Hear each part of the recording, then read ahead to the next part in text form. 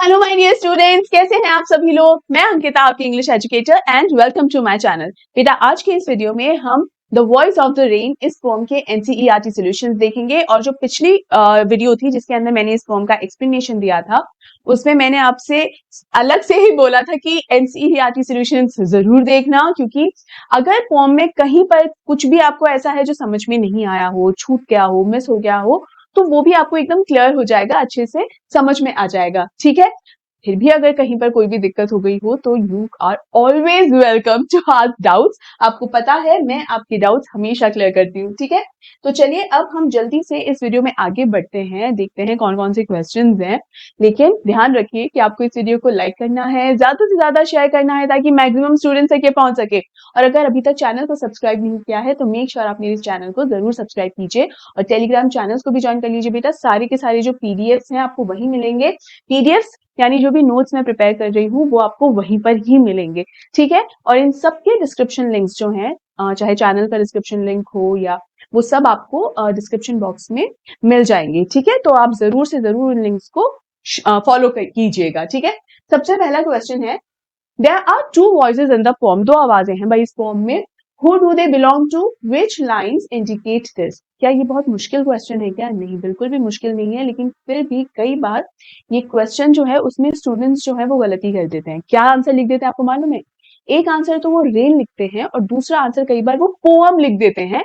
क्या कंफ्यूजन होता है आई डोंट नो, लेकिन ये बहुत ज्यादा कॉमनली की जाने वाली मिस्टेक है। तो इसीलिए आप थोड़ा ध्यान रखिए। जो दो आवाजें हैं वो एक तो है रेन की और दूसरी है हमारे पोएट वॉल्ट व्हिटमैन की। ठीक है। So the two voices in the poem are the voice of the rain and the voice of the poet. एक पोएट की है और एक रेन की है।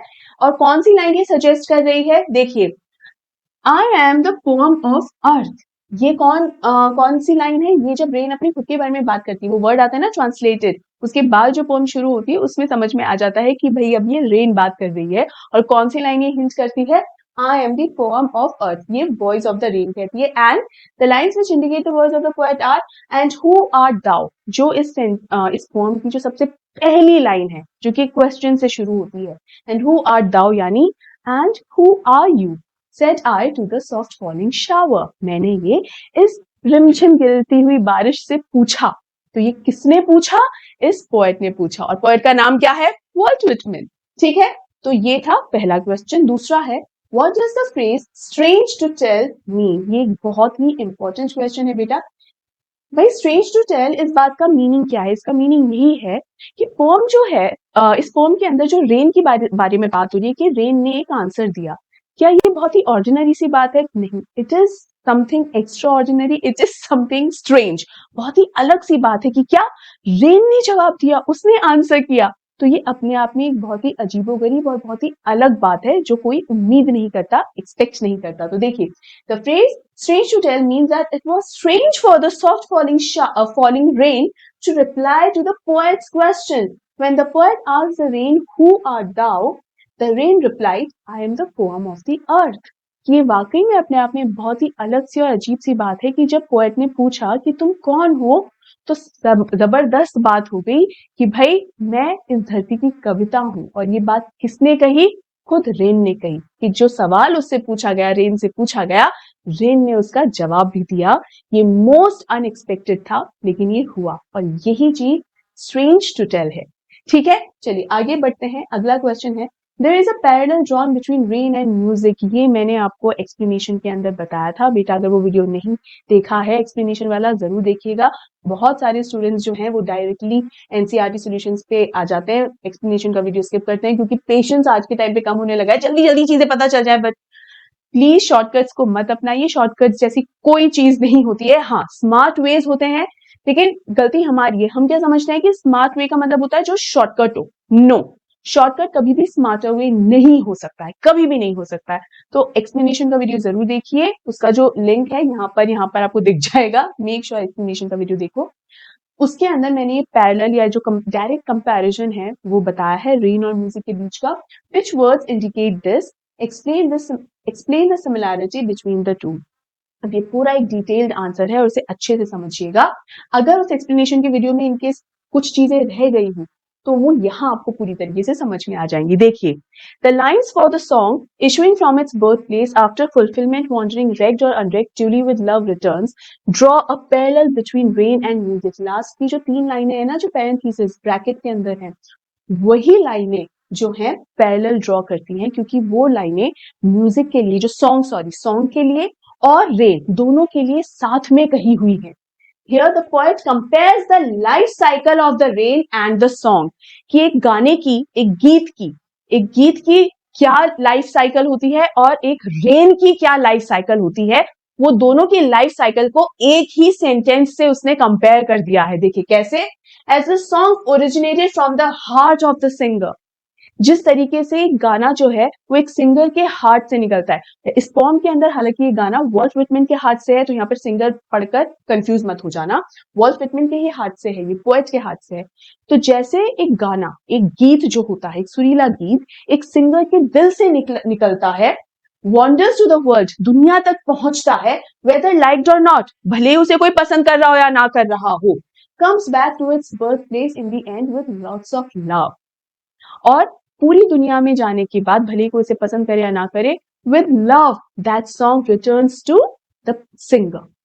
अब आप एक चीज ध्यान रखिएगा, हम यहाँ पर गीत की बात कर रहे हैं, सॉन्ग की बात कर रहे हैं, सिंगर की बात नहीं कर रहे हैं कि सिंगर को अच्छा लग रहा है या बुरा लग रहा है। It's all about the song, कि सॉन्ग को अच्छा बुरा नहीं लगता, सॉन्ग अपना काम पूरा करके वापस लौट आता है। तो कभी भी इस आर्ग्यूमेंट में, इस डिस्कशन में मत फंसिएगा कि अरे कोई क्रिटिसाइज करेगा तो बुरा तो लगेगा ही ना मैम।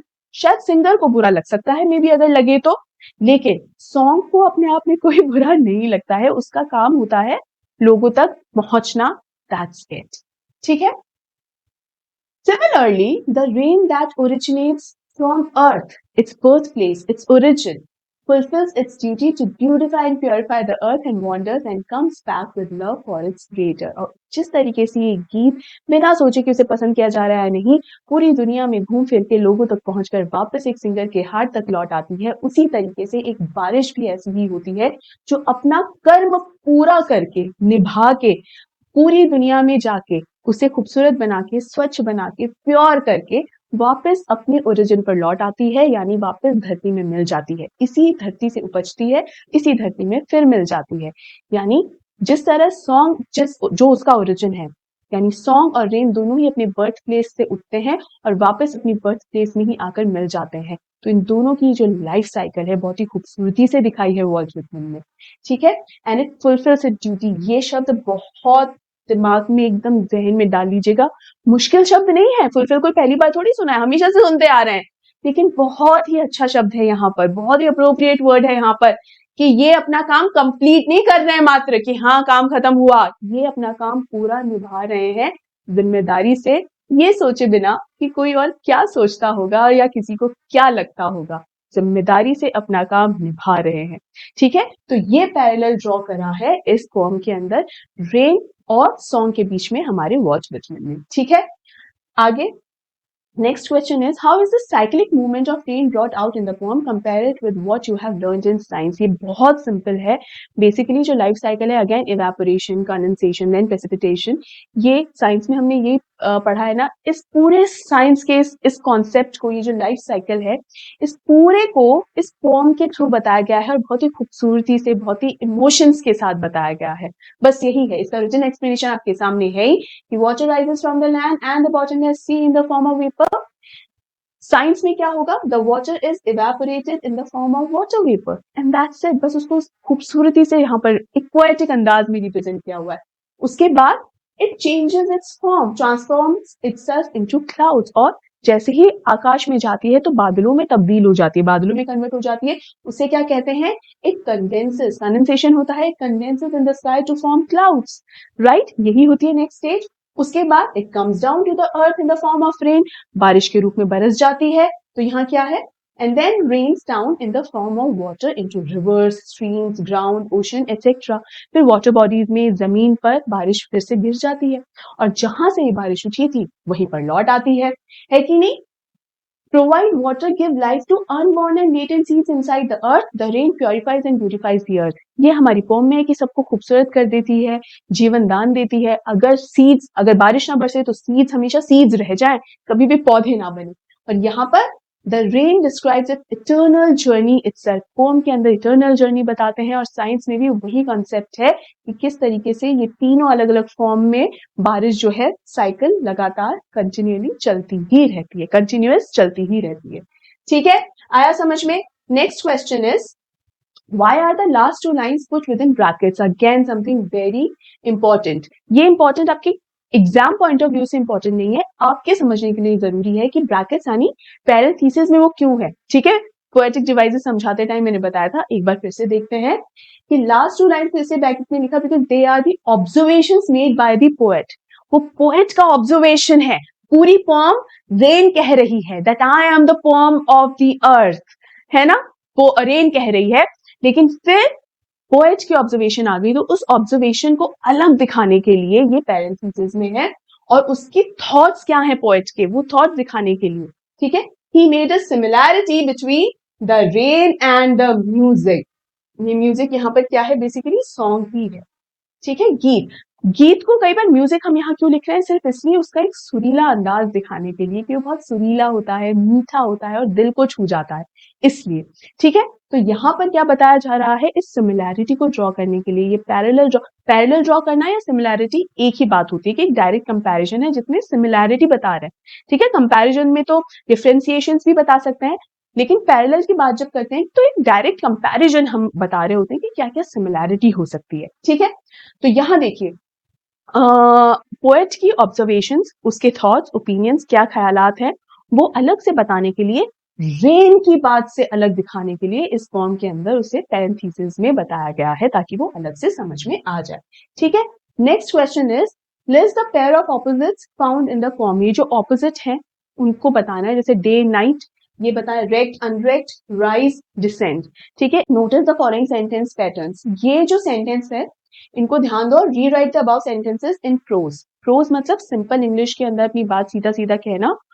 पोएटिक अंदाज में जब हम कोई बात कहते हैं तो एकदम सीधी सीधी नहीं कहते, अंदाज, शब्द ही अंदाज है तो इसको एक नए तरीके से कहते हैं. जैसे एंड हु आर्ट दाउ, हम सीधे से लिख सकते थे हु आर यू, लेकिन क्या तरीके से लिखा है, who art thou, said I to the soft falling shower. I said to the soft falling shower हो सकता है, लेकिन अगर जो बात सीधे सीधे कह दी जाए तो उसमें कभी भी पोएटिक अंदाज नहीं रहेगा तो वो पोएम नहीं बन सकती. तो पोएम कभी भी सीधी सीधी नहीं कही जाती, थोड़ी सी घुमा फिरा के कही जाती है, एक पोएटिक अंदाज में कही जाती है और एक रिदमिक पैटर्न से कही जाती है और इसलिए उसका मीनिंग भी डीपर होता है.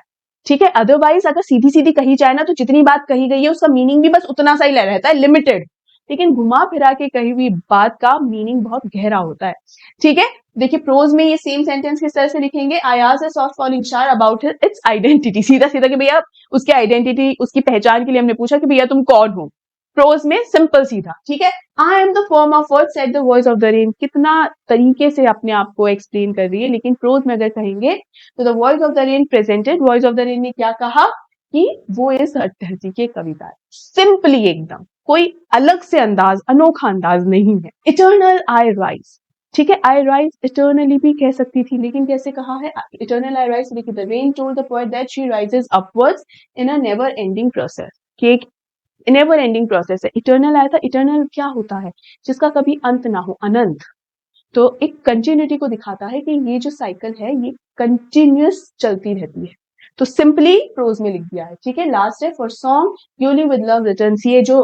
ये डॉट्स क्या बता रहे हैं कि तीनों लाइन के बारे में पूछ रहा है. पैरेंथेसिस में जितनी भी लाइन है सबके पूरा कंटेंट पूछ रहा है यहाँ पे कि इस पूरे को जो लिखा गया है, तो वो अगर सिंप्लीफाइड वर्जन में या प्रोज के वर्जन में लिखना हो तो किस तरह से लिखेंगे. तो देखो, the poet says that rain and music are similar to the song originates from the heart of the singer. It travels across and fulfills its purpose and it comes back with all the love for the singer. ठीक है, कि वापस प्रेम पूर्वक singer के पास पहुंच जाता है वो गीत. प्रोज बेसिकली हम कह सकते हैं कि पोएटिक तरीका जो होता है एक्सप्रेस करने का, उस पोएटिक एक्सप्रेशन का सिंप्लीफाइड एक्सप्लेनेशन है. समझ में आया कि भाई हम जो एक्सप्लेन कर रहे होते हैं ना, आपको मैंने अपनी पोएम के एक्सप्लेनेशन के दौरान भी बताया था, तो एक तरफ तो स्टेंजास लिखे हुए थे, दूसरी तरफ उसका एक्सप्लेनेशन लिखा हुआ था। सो दैट एक्सप्लेनेशन जो कि सिंप्लीफाइड वर्जन में है और सीधा सटीक बात कह रही है, उसको प्रोज कह रहे हैं। ठीक है, तो बेटा ये थे इसके एनसीईआरटी सॉल्यूशंस। लास्ट क्वेश्चन है, look for some more poems on the rain and see how this one is different from them. और भी पोम देखिए जो रेन पर लिखी हुई हो, और फिर उस पोम को वॉइस ऑफ द रेन इस पोम से कंपेयर कीजिए और देखिए क्या डिफरेंस है। तो आप कोई भी ऐसी रेन की पोम ले सकते हैं। मैंने लिखा है अप्रैल रेन सॉन्ग, जिससे लॉन्गस्टन ह्यूज ने लिखा है। अब इन दोनों में डिफरेंस क्या है? लॉन्गस्टन ह्यूज की जो पोम है ना, वो है बहुत ही एक मेलोडियस, बहुत मेलोडियस सी है, सॉन्ग की जैसी ही है वो, ठीक है। वहीं हमारे जो वॉल्ट विचमैन की ये जो पोम है, वो सॉन्ग की तरह नहीं है, वो एक कॉन्वर्सेशन है। ध्यान है, मैंने एक्सप्लेनेशन में बताया था, it's a conversation between poet and rain, है ना। तो कहाँ एक मेलोडियस है, ये बहुत ही स्लीपी, एक लोरी की तरह, और ये हमारी वाली जो पोम है the voice of the rain, हमारी वाली एज इन हमारे सिलेबस वाली, वरना तो अप्रैल रेन सॉन्ग वो भी हमारी ही है पोम तो, है ना, लेकिन हमारे सिलेबस वाली भी, करंट सिलेबस वाली, वो मैं बता रही हूँ। तो ये अप्रैल रेन सॉन्ग क्या है, एक मेलोडी की तरह है, एक लोरी की तरह है, और the voice of the rain एक कॉन्वर्सेशन की तरह है। ठीक है, आगे बात समझ में बेटा। ये डिफरेंसेस के अलावा अगर आप कोई और पोएम भी देखना चाहते हैं जो आपने कभी पढ़ी हो, आपके सिलेबस में ही रही हो, जो रेन पर है, वो भी आप ले सकते हैं, कहीं कोई इश्यू नहीं है। ठीक है, तो ये हो गए हमारे यहाँ पर एनसीईआरटी सॉल्यूशंस, और आपकी ये पोएम हो गई ये पूरी तरीके से कंप्लीट। बेटा फिर से याद दिला रही हूँ, एक्सप्लेनेशन वाला वीडियो अगर नहीं देखा है इस पोएम का, मेक श्योर आप जरूर देखें, बहुत ही जरूरी भी है वो, और बहुत ही अच्छा वीडियो है, बहुत अच्छा लगेगा आपको उसे देख के, तो मेक श्योर आप उसे जरूर देखिए। ठीक है, और साथ ही साथ इस वीडियो को भी लाइक कर लीजिए, ज्यादा से ज्यादा शेयर कीजिए, ताकि मैक्सिमम स्टूडेंट्स तक ये पहुंच सके। और अगर चैनल को सब्सक्राइब नहीं किया है भाई, तो उसे भी सब्सक्राइब कर लीजिए। ठीक है, और टेलीग्राम चैनल्स को ज्वाइन करना बिल्कुल मत भूलिए, सारी पीडीएफ नोट्स वगैरह आपको वहीं पर ही मिलेंगे, और उसके जो लिंक्स हैं आपको डिस्क्रिप्शन बॉक्स में मिल जाएंगे, तो आसानी से आप उन चैनल्स को बिल्कुल ज्वाइन कर सकते हैं। ग्रामर का भी है, राइटिंग स्किल्स को लेकर भी है, तो उनको आप एक्सप्लोर कीजिएगा, सारे लिंक्स आपको वहीं दिए हुए हैं, सारे नोट्स आपको मिल जाएंगे।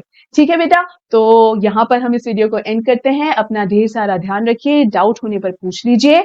हम मिलते हैं बहुत ही जल्द अगले वीडियो में, तब तक के लिए take care and good bye.